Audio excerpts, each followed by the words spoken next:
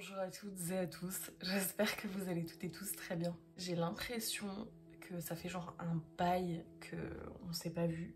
C'est pas qu'une impression, en fait c'est le cas, juste. Ça fait très longtemps que j'ai pas filmé, que j'ai pas pu filmer en tout cas. Je suis tellement heureuse de vous retrouver dans cette situation.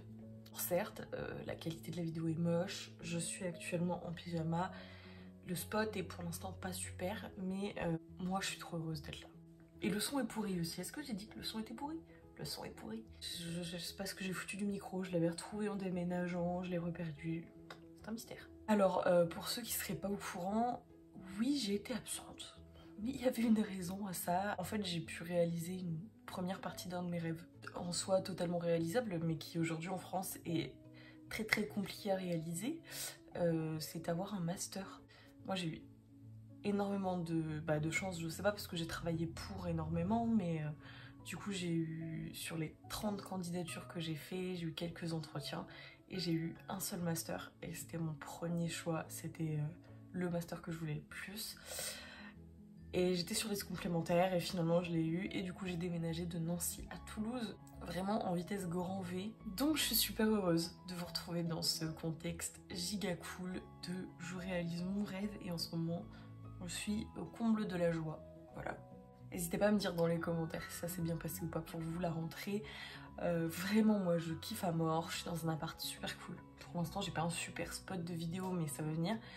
Et en plus j'ai une médiathèque à côté de chez moi et on va parler de ça. Parce qu'aujourd'hui si on se retrouve c'est évidemment pour parler de bouquins.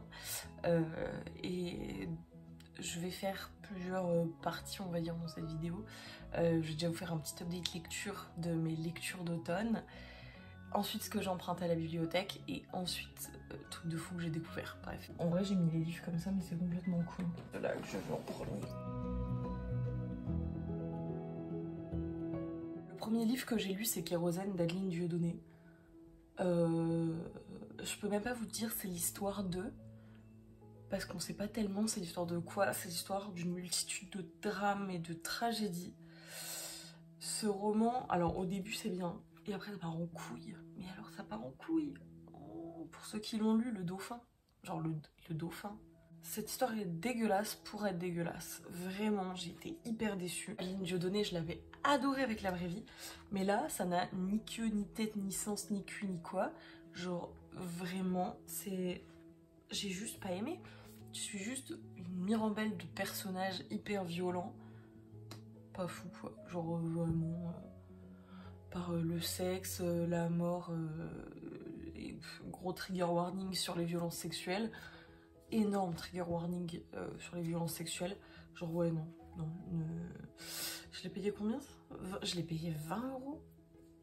C'est dans ces moments-là que j'ai vraiment mal au cul. Bref, ce livre-là non, juste ne l'achetez pas, ne l'achetez pas. Ensuite, je suis allée à la médiathèque donc, et parce que j'ai découvert qu'il y avait une médiathèque à côté de chez moi, et j'ai commencé par lire Une terre d'ombre de Ron Rash. C'était conseillé par Marie, je pense que c'est une des dames de la médiathèque. Bref, j'ai pas trop accroché, même pas du tout. Pourtant c'est clairement, j'ai mis un mouchoir pour marquer la page, n'importe quoi. C'est clairement le genre de livre que j'aurais pu aimer, mais là non, c'est pas du tout venu. C'est l'histoire d'une gonzesse et de son frère. Alors au début t'as du mal à capter que c'est une meuf et son frère qui sont dans une espèce de baraque, dans un endroit a priori maudit par tous les gens autour, ils sont pas trop dessous, ils refont la maison. Ça se passe dans les années, je sais pas, ça doit se passer... J'ai pas capté si c'était après la première et avant la deuxième, ou après la première et la deuxième. Bref, je sais pas, j'ai pas tout compris, il y a des histoires d'amour un peu qui se passent pas très bien, un joueur de flûte en argent qui visiblement n'est pas qu'un joueur de flûte en argent, la gonzesse, notre protagoniste principale, elle m'a énervée parce que à ce qui paraît elle est moche et... Enfin, elle est moche, elle a une tache de naissance qui la rend moche, les gens disent d'elle que c'est une sorcière, son frère est obligé de la défendre. Ouais, vas-y, non, flemme. C'était bien écrit, mais ça s'est arrêté là et j'ai pas kiffé.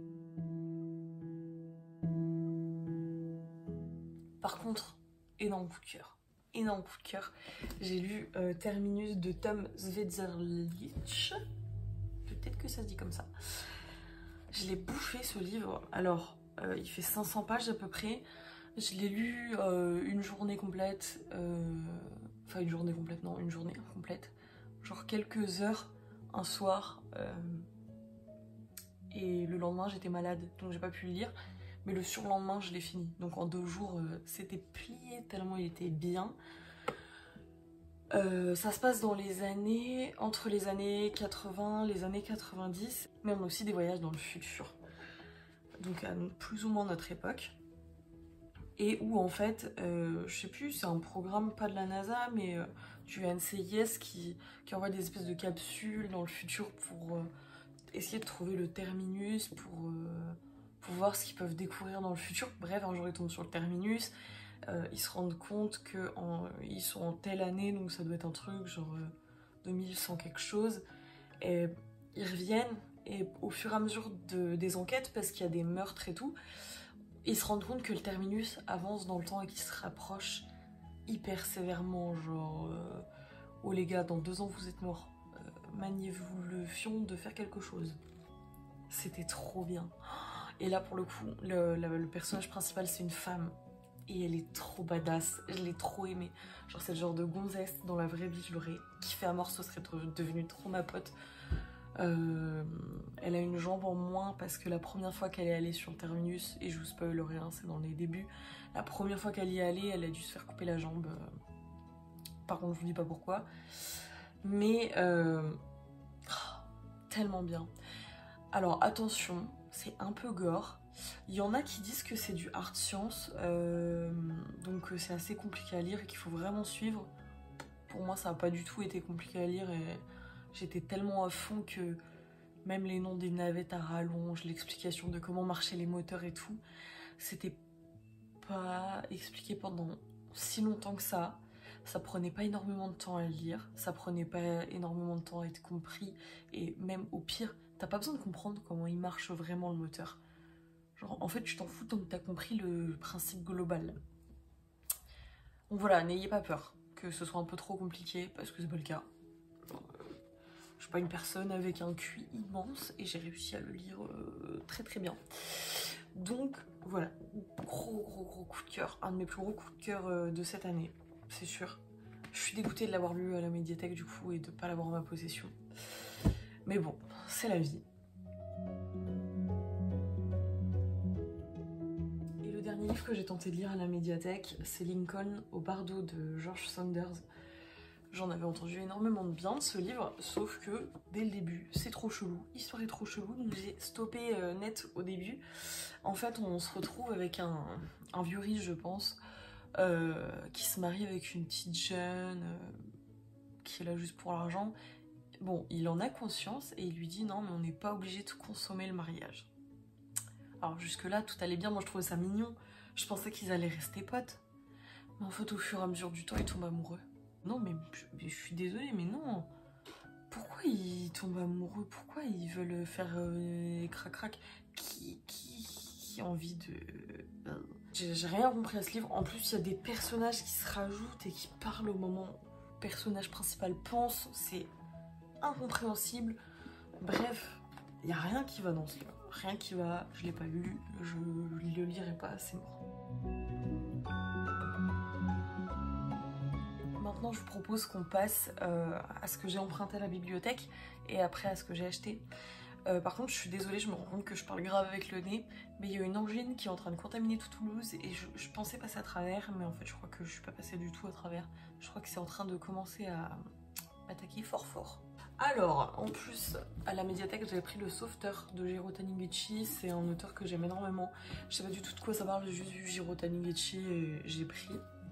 Et je pense que ça va être lu très très vite parce que je voulais aller à la médiathèque aujourd'hui, ramener des trucs. Donc là, après la vidéo, je vais essayer de lire un manga et Le Sauveteur. J'ai pris Genèse de la Cité de N.K. Jemisin. Ça a l'air trop bien. C'est encore une fois l'histoire d'un monde un peu science-fiction. Cornelius a fait une vidéo à ce sujet, je crois. En tout cas, il avait parlé de ce livre sur son Insta. Si je trouve la vidéo, je vous la mets en barre d'infos et dans le petit i. Mais ça a l'air trop cool. Et en plus, j'avais pas pris mon bouquin de cette autrice qui est hyper connue. C'était le premier tome de La Terre fracturée, je crois. J'ai beaucoup de mal à parler, vous m'excuserez. J'ai pris Ecotopia de Ernest Callenbach qui a l'air trop bien. C'est encore une fois une espèce de post-apo tenu façon journal un petit peu sur comment ça se passe en... Ah non, c'est pas un post-apo, au contraire, je crois bien que c'est une utopie. Je sais plus, bref, j'ai hâte de lire. Il a l'air vraiment cool. Et je finis par 2 mangas, donc La cantine de minuit et si je vous les montre pas dans le bon sens, ça va pas le faire. Et Solanin, ça c'est plutôt une histoire tranche de vie. Et ça je sais pas du tout ce que c'est, mais ça m'attirait trop. Voilà, je l'ai pris. Et à Toulouse, j'ai découvert quelque chose en allant me promener avec d'ailleurs Culture and More qui m'a fait visiter Toulouse. C'était trop gentil de sa part, je vous mettrai son Insta en barre d'infos. Il m'a fait découvrir Gilbert Joseph, mais le truc à ne pas faire avec moi. Hein. Déjà, j'ai pris un livre neuf parce que je l'ai vu qui me tentait trop. C'était Virgin River de Robin Carr. J'avais déjà le premier tome dans une édition vraiment pourrave que j'ai laissé chez mes parents. Et là, j'ai vu cette magnifique édition avec direct le tome 1 et 2. Enfin, je regarde la série en fait, et la série est trop cool. Donc, je me suis dit que j'allais me prendre le livre pour cet automne et cet hiver. Ça va être hyper doudou, ça va être trop bien. D'occasion, j'ai trouvé un Joyce Maynard. J'étais obligée. C'est L'homme de la montagne. C'est aux éditions 10-18. Ça, c'est un truc. Joyce Maynard, vous le savez, c'est une de mes autrices préférées maintenant. Je crois que c'est l'histoire d'un homme qui tue que des fillettes dans la montagne, justement. Et peut-être qu'il y a 2 gamines qui tombent dessus par hasard. Et je sais pas exactement ce que c'est, comment ça se passe, mais ça a l'air vraiment, vraiment bien. Et Joyce Maynard, de toute façon, je fais archi confiance. Et j'ai trouvé 2 Gallmeister. Le premier, c'était Justice indienne, donc les 2 en occasion. De David Exka-Wanby-Wayden. Ok. Ça, pareil, j'avais vu une revue qui en disait que du bien. J'essaye de vous trouver ça, de vous mettre ça en barre d'infos. Parce que là, je sens que ma voix, elle est en train de s'éteindre et que je vais devoir m'arrêter. Donc, je vais pas trop parler, mais on passe sur une réserve indienne, il y a une nouvelle drogue. Et du coup, on est un peu sur une espèce d'enquête sur cette drogue, je pense, sur les familles qui vivent sur cette réserve. Et le dernier, c'est Le cercueil de Job. Là, ça se passe pendant la guerre de sécession et j'en sais pas plus et je veux pas en savoir plus. J'ai juste lu alors que la guerre de sécession fait rage et j'adore cette période de l'histoire américaine et du coup, bah... Voilà, je l'ai pris. Me demandez pas pourquoi j'adore la guerre de sécession, je ne sais pas. Et je sais qu'il faut absolument que je lise Autant n'emporte le vent de Margaret Mitchell. Parce que c'est un des plus grands classiques de la littérature américaine. Et que ça se passe peut-être avant, pendant et après la guerre de sécession, je sais plus. Ou peut-être juste pendant. Mais je sais qu'il faut que je le lise. Ma voix est en train de se faire la malle très très loin. Donc je vais vous laisser. J'espère que vous avez apprécié cette vidéo. Je suis désolée, elle est hyper brouillon. Mais tout est brouillon dans cette vidéo. Même moi je suis brouillon dans cette vidéo. Je vous laisse, je vous fais un gros bisou et je vous dis à la prochaine vidéo. Ciao.